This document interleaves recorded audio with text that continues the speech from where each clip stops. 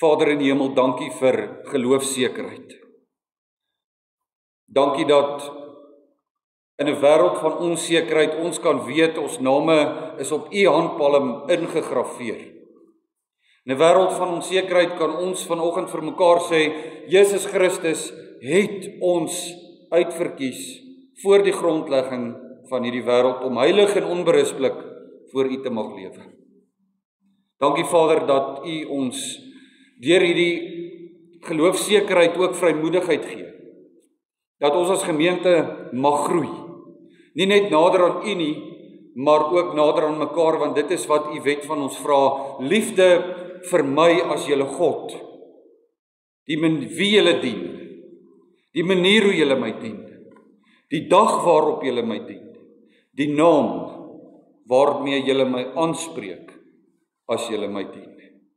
En dan weet ons dat die liefde wat U vir ons in Jesus Christus gehad het, so oorvloedig is, dat dit 'n onvoorwaardelike liefde is, waar ons as mense van nature voorwaardelik lief het U seun na hierdie wêreld gekom en elkeen van ons kom sê, ek het jou lief, ten spyte van wie jy is.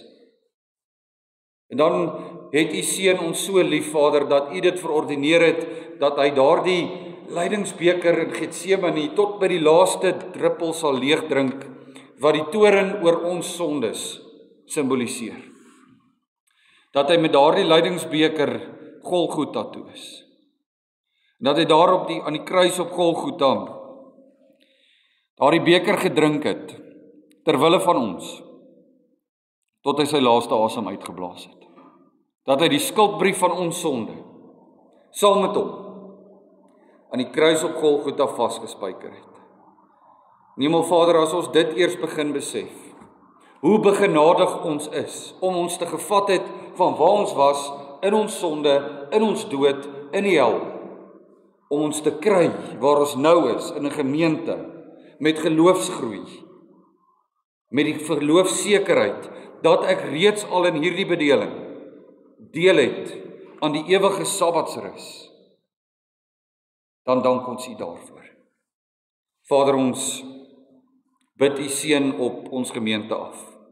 Ons vra dit want U sê in die woord ons mag daarvoor vra. Ons vra seën hierdie gemeente. Seën hierdie gemeente solank ons nederig bly. Solank ons bruid van Christus bly. Solank Christus die enigste hoof van hierdie gemeente bly. Seën ons. Maar die dag, Vader, en ons bid dat daardie dag nooit sal kom nie, maar die dag wanneer ons hoogmoedig raak, en die dag wanneer ons meer dink van onsself as wat ons behoort te doen, onttrek U seën van ons, want daar kan niks goed uit dit kom nie. Ons dank U dat ons U nederige diensknegte mag wees. En ons weet hierdie gebed is vol foute en vol tekortkominge, maar ons as gemeente waag dit om vir U te vra. Vat hierdie gebed van ons en mag dit vir U aanneemlik wees. Waar U seun vanoggend weer reguit met ons praat uit die evangelie van Matteus. Vader, gee vir ons gespitste ore. Gee vir ons 'n oop en 'n helder gemoed en gedagtenis. Dat ten spyte wat op hierdie oomblik in my lewe aan die gang is en nou my aandag wil steel, dryf dit uit, sodat ons U woord mag hoor. Vader, ons bid vir hulle wat in hierdie week slegte nuus gekry het oor hulle gesondheid. Ons bid vir hulle wat operasies ondergaan het. Ons bid vir hulle wat ontslaan is, maar nog nie mooi weet wat fout is nie. Ons bid vir hulle wat siek is en eensaam is en depressief is en moedeloos is, en daai lys kan aangaan tot môre. Maar ons vra U, Vader, U ken ons harte. Maak ons harte sterk, dat ons midde in ons beproewings kan leer, om ook dit wat U oor ons pad toelaat, met blymoedigheid te kan dra. Ons bid dit in smeking en in danksegging, want aan U behoort die koninkryk, en die krag, en die heerlikheid, tot in alle ewigheid. Amen.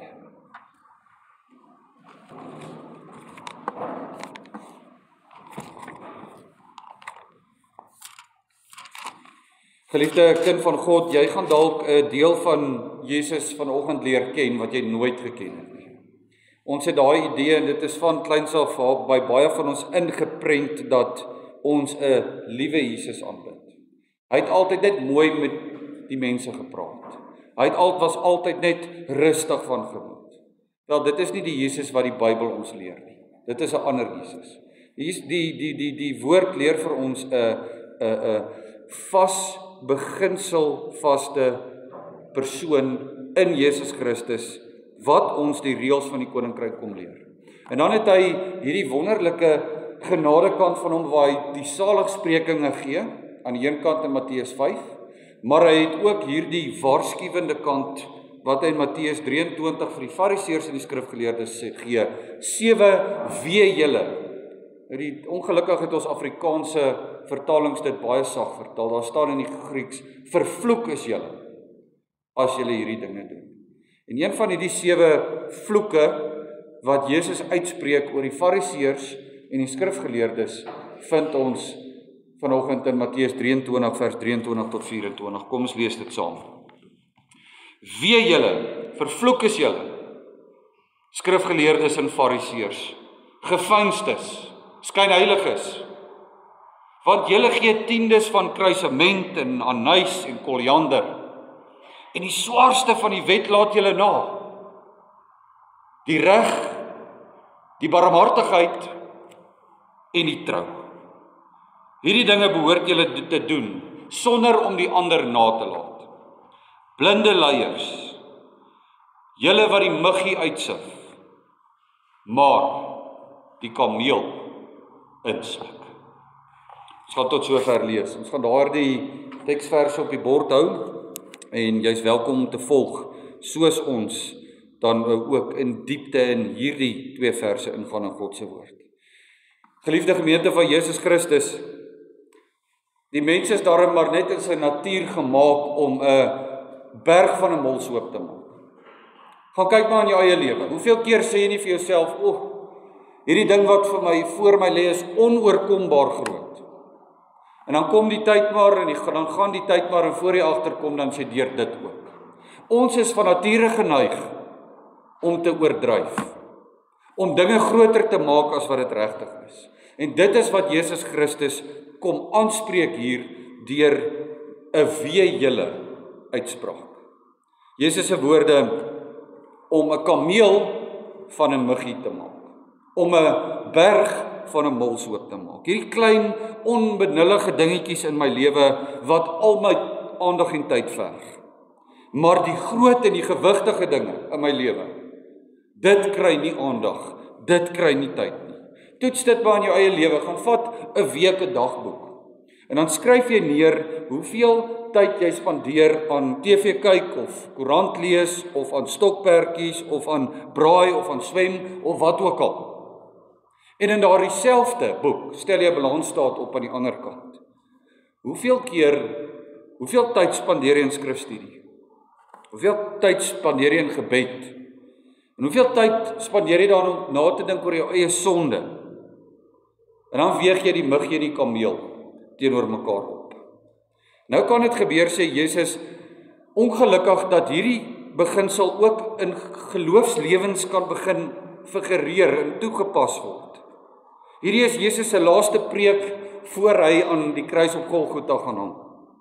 Buite nou sy begrafnispreek wat hy daar vir die huilende vrouens gepreek het, is hierdie Jesus se laaste woorde. Dis nie 'n tipe afskeidspreek wat jy van hom sal verwag nie. Dis nie 'n afskeidspreek van 'n liewe Jesus nie, wat nie 'n skewe woordjie vir iemand te sê het nie. Wel dan ken jy nie die Jesus van die Bybel nie. Want sou Jesus toornig kwaad word vir die kerkmense van daardie tyd en hy skel hulle uit nadat hy vir hulle gesê het, vervloek is julle kerkmense. En dan noem hy hulle geveinstes, weer eens 'n swak vertaling. Die Griekse woord sê hypokritai, waarvan ons in die Engels die woord hypocrite het, waarvan daar 'n erkende Afrikaanse woord in die HAT is, hypokriet. En nou noem hy hulle, hierdie kerkmense, hierdie kerkleiers van daai tyd, noem hy 7 keer hypokritai. Hy noem hulle 2 keer dwaase. Hy noem hulle 5 keer blinde leiers en hy noem hulle 1 keer julle klomp slange, julle addergeslag. Klink dit vir jou na liewe Jesus? Jesus sonder hier in hierdie skrifgedeelte die fariseërs en die skrifgeleerdes uit. Hulle wat die voorreg het om mense die wet van God te leer vir die koninkryk. En nou weet ons dat die skrifgeleerdes belangrike werk gehad het. Na die terugkeer uit die ballingskap uit, is die wet weer geopen onder Israel, en het God die mense weer die wet begin leer. Nehemia 8 staan die volk daar, hulle bars uit in trane, toe hulle die wet weer vir die eerste keer in hoe lank hoor. En dan stel Israel skrifgeleerdes aan, om hierdie wet, hierdie eerste 5 boeke van die Bybel, eers die 10 gebooie, dan die eerste 5 boeke van die Bybel, in detail te gaan bestudeer. En dan kom hierdie skrifgeleerdes deur die eeue met 'n 50 volume boeke oor hulle gevolgtrekkinge in die studie van die wet. Hierdie mense het die wet geken op die punte van hulle vingers.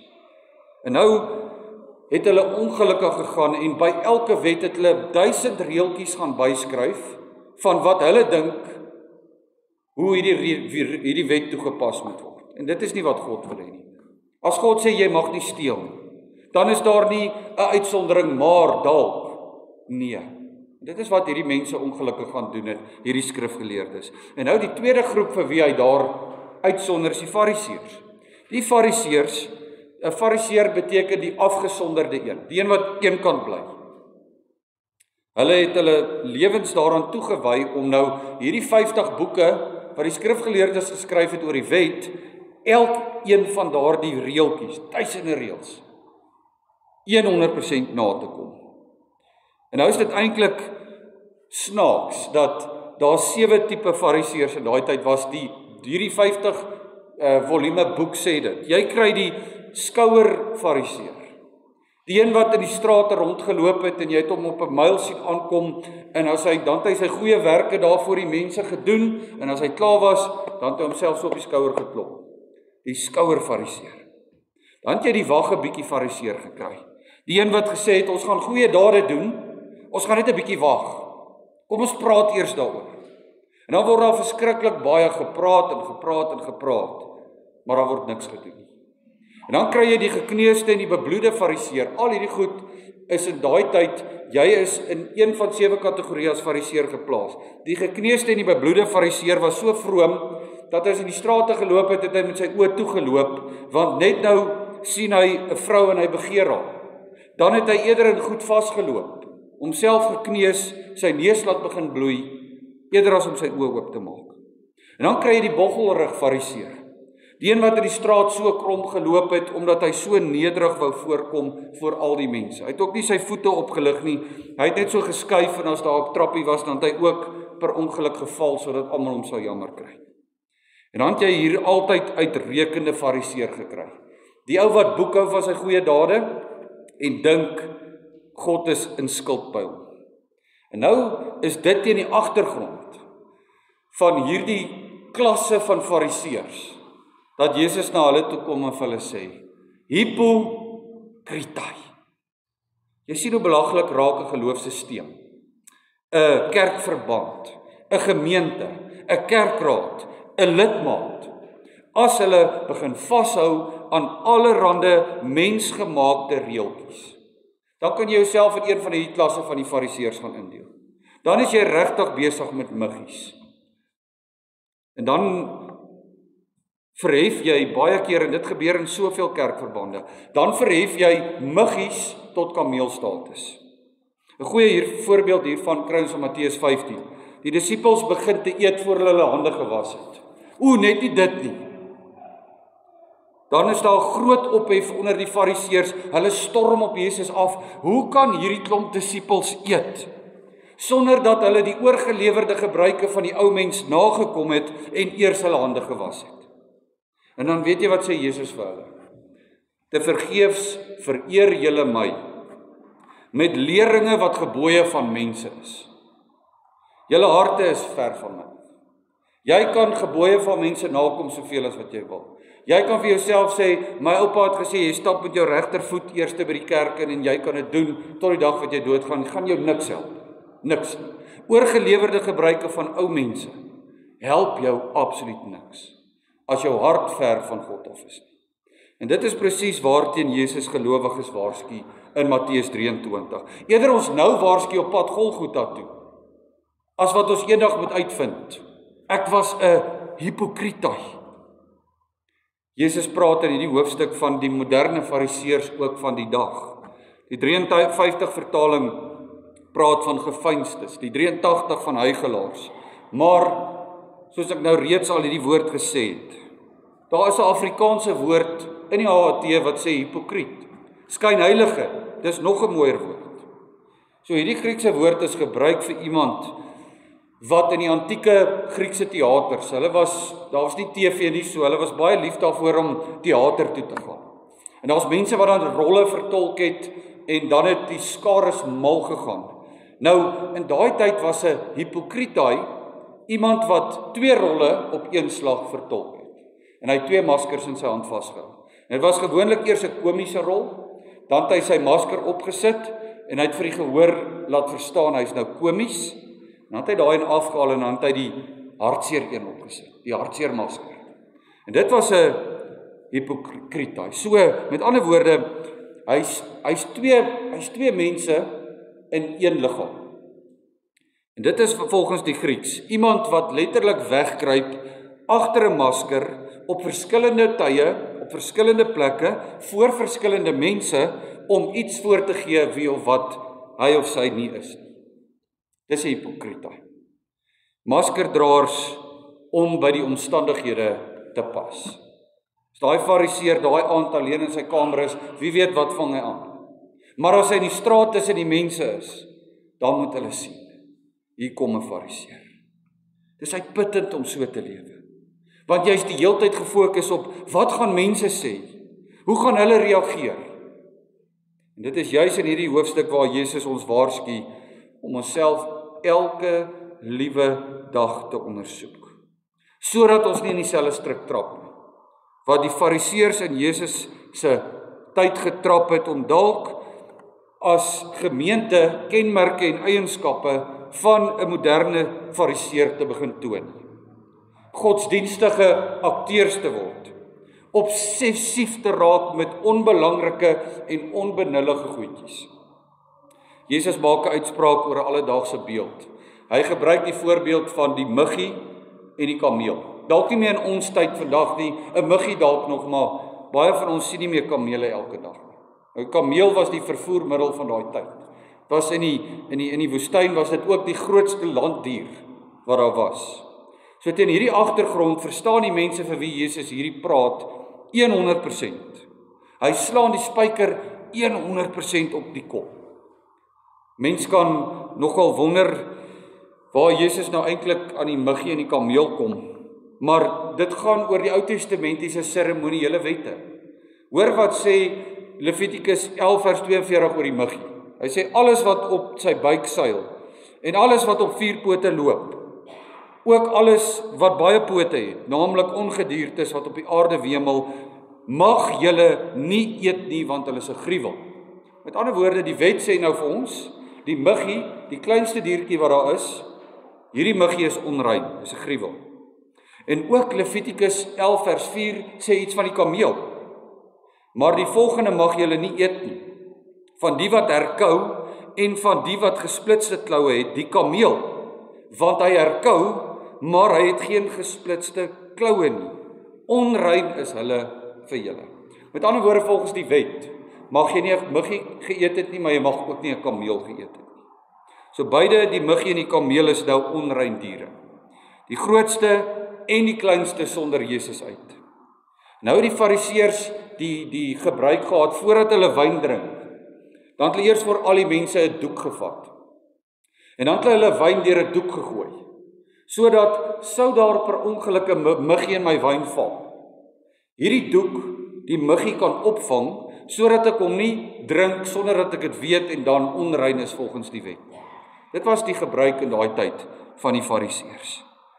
Nadat hulle dit deur die doek gegooi het, het hulle dit gekeer en dan het hulle so ver gegaan deur die wyn net hier deur hulle voortande te slurp.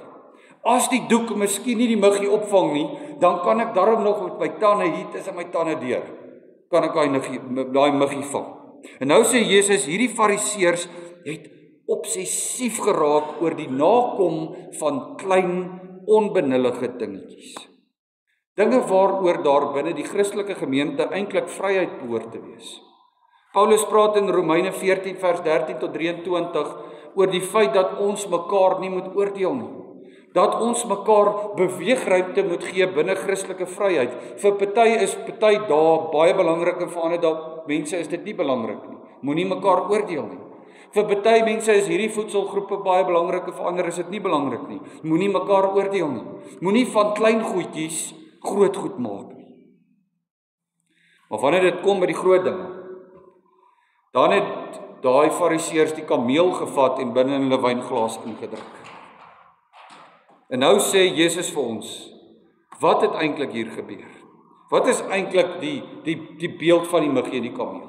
Hy sê, julle sien nie die reg, barmhartigheid en trou as belangrik nie. Julle maak klein goedjies 'n ophef van klein goedjies. Maar daar's eintlik net 3 goed in die lewe en in jou lewe wat saak maak. En dit is reg, barmhartigheid en trou. Dit is die koninkryksdinge wat nie gemis moet word nie. Dit is dan ook kenmerk dat Jesus uitwys dat dit vir die moderne fariseer altyd meer oor die uiterlike godsdienstige handelinge gegaan het. Terwyl hulle harte en hulle gesindhede nie reg was nie. En dit wys Jesus nou in vers 23 uit, by die wyse van hoe die fariseërs hulle tiendes gebring het. Lees gou vers 23 daar oor die kruie wat hulle gebring het daar. Dit is die kruisement en die anys en die koljander. Weet jy wat die fariseërs gedoen? Hulle met al hulle sakkies kruie wat hulle nou geoes het hulle daar aangekom. En dan het hulle nou voor al die mense gaan sit en gesê, 1 koljander saadjie vir God, 9 vir my. 1 anys saadjie vir God, 9 vir my. Terwyl die wet nie eers gesê het, jy moet jou kruie so opdeel nie, want kruie op sigself in daai tyd het nie veel beteken nie. God sê, bring jou tiendes op grond van die opbrengste van jou landerye, van jou graan, van jou wyn, van jou olie. Dit is wat jy moet bring.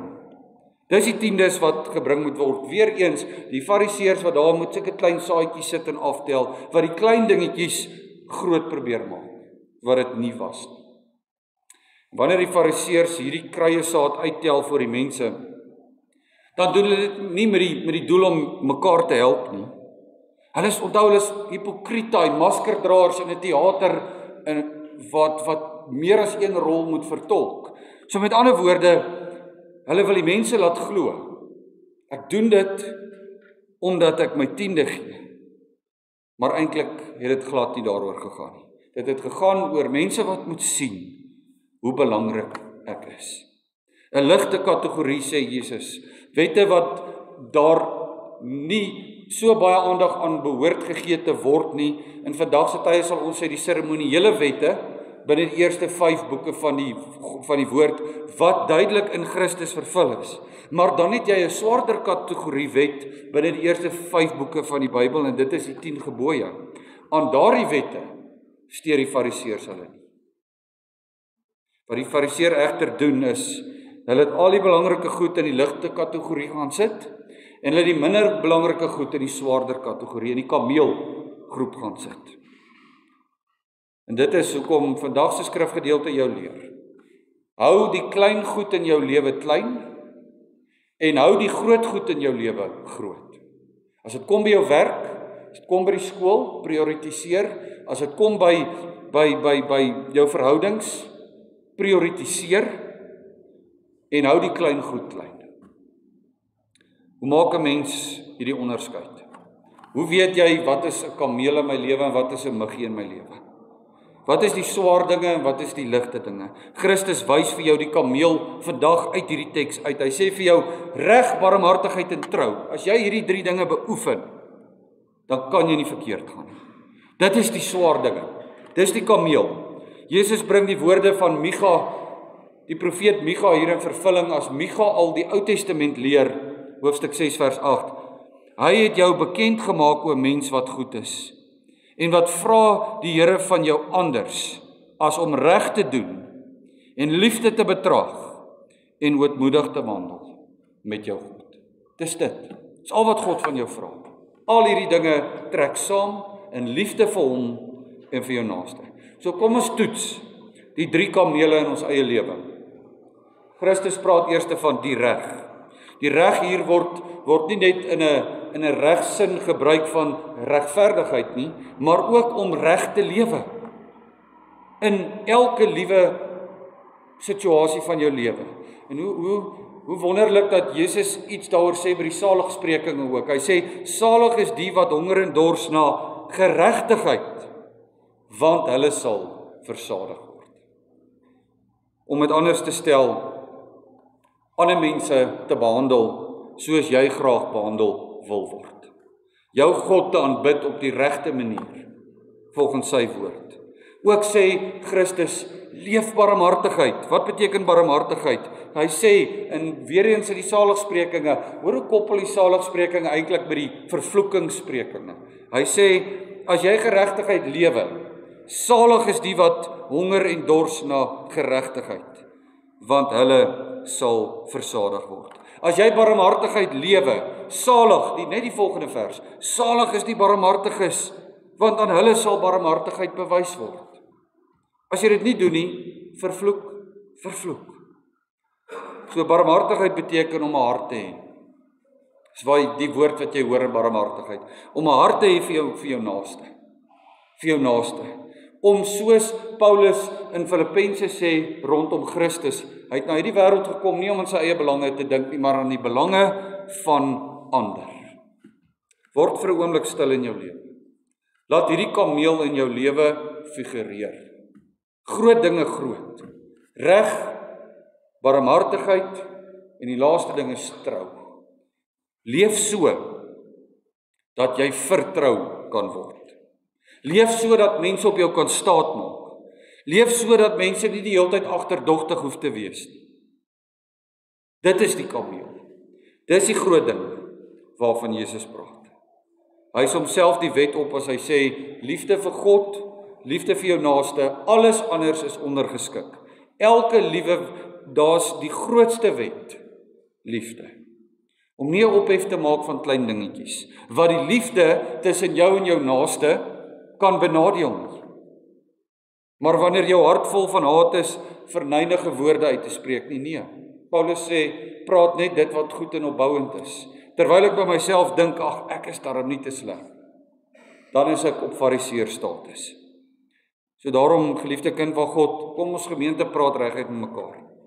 Dis waarom daar so baie mense vandag na kerke kyk. En dan sê hulle, as dit is hoe 'n Christen optree, dankie tog, ek is nie in 'n kerk nie. Is hierdie al ewige maskerdraers, heel vroom Sondag in die kerk, maar van Maandag tot Saterdag, dan kom die ander masker op. Nee. Soos hipokritai, soos die moderne fariseer. Dan is dit eintlik hartseer om eendag in 'n gesprek te gewees het met 'n ervare woordbedienaar van die woord, eintlik iemand wat al geëmeriteer het. Sy bedieningstyd is verby. En hy het teruggekyk op sy bedieningstyd en hy het vir my gesê, daar's baie mense wat in my bedieningstyd in ons gemeente die gemeente verlaat het.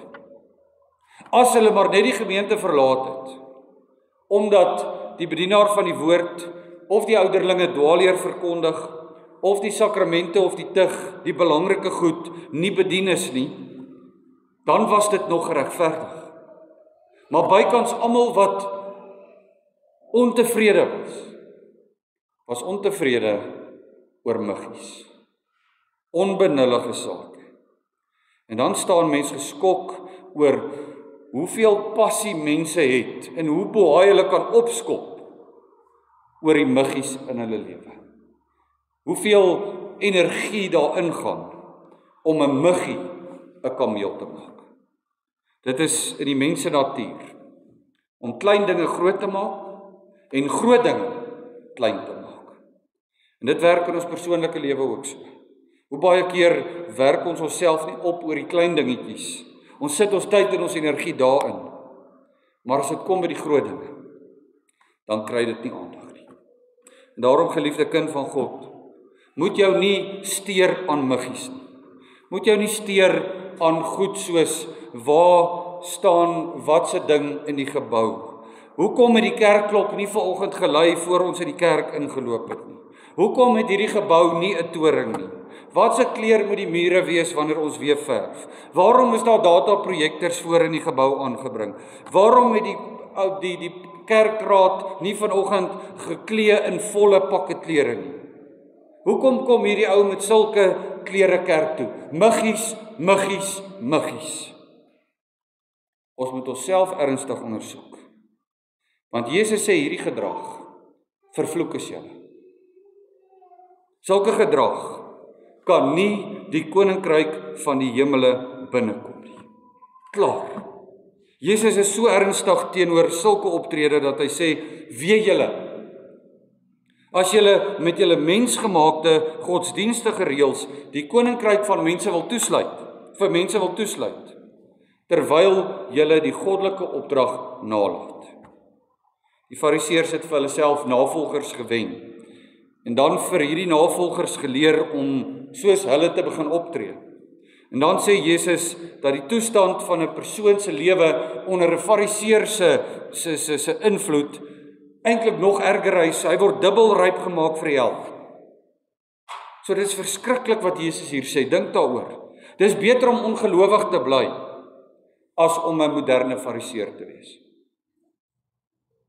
Een van die skrifverklaarders sê tereg dat die hipokrietaai in die gemeente die een is wat altyd beswaard is oor alles. Veral en meeste van die tyd oor die kleinste dingetjies in die gemeente, terwyl sy eie lewe van totaal die teenoorgestelde getuig. So hier gee Christus vir ons selfs, as die masker nou afkom, kan dit geïdentifiseer word. Dan sê hy verder, soos kanker vir die liggaam, so is 'n persoon vir 'n gemeente. En almal wat al kanker gehad het, almal wat op hierdie oomblik besig is om daardie geveg te veg, weet, kanker moet so vinnig as moontlik behandel word. Kanker moet uit, kanker moet dood. Soos Paulus in 1 Korintiërs 5 vers 13 sê, verwyder tog die slegte mense onder julle uit. Wat doen so baie gemeentes vandag? Ag nee, ons wil nie mense wegjaag. En dan is dit juis daai kanker wat 'n gemeente doodmaak. Dood. Christus sê, soek allereers die koninkryk van God. En wat is dit? Reg, barmhartigheid en trou. En as jy daai 3 dinge soek, dan sal God vir jou die res byvoeg. Bid vir Vader, vir onderskeidingsvermoë, om jou te leer, om die muggies en die kamele in jou geestelike lewe te kan onderskei. Laat die muggies bly, laat die kamele bly. Christus is met hierdie beeld, hierdie laaste preek wat hy gepreek het, eintlik 'n helsprediking, is hy Golgotha toe. En vir die hipokriet sê hy nog steeds aan die kruis, vervloek is julle. Moenie dink as hy daar aan die kruis sê, Vader vergeef hulle want hulle weet nie wat hulle doen nie, klop ongelowiges, laat hulle ook asseblief hel toe of hemel toe gaan nie. Nee. Wat daar staan is, Vader stel die oordeel uit oor die ongelowige, dat wanneer ek weer kom, hulle geoordeel kan word. Geen liewe Jesus beeld aan die kruis nie. Vervloek is julle.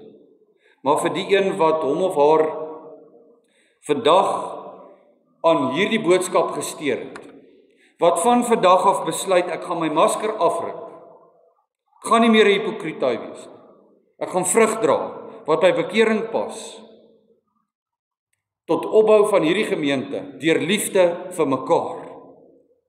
Sê Christus vir jou aan daardie kruis op Golgotha, Matteus 5, salig is die een, wat honger en dors na geregtigheid, want julle sal versadig word. Salig is die barmhartiges, want aan julle sal barmhartigheid bewys word. Mag God ons daarom deur sy Gees daartoe help, as gemeente, om die muggies van die lewe so bietjie op sy te skuif, en om te praat oor die groot dinge, die koninkryk van die hemel. Want so bly klein dinge klein, en groot dinge groot. Amen.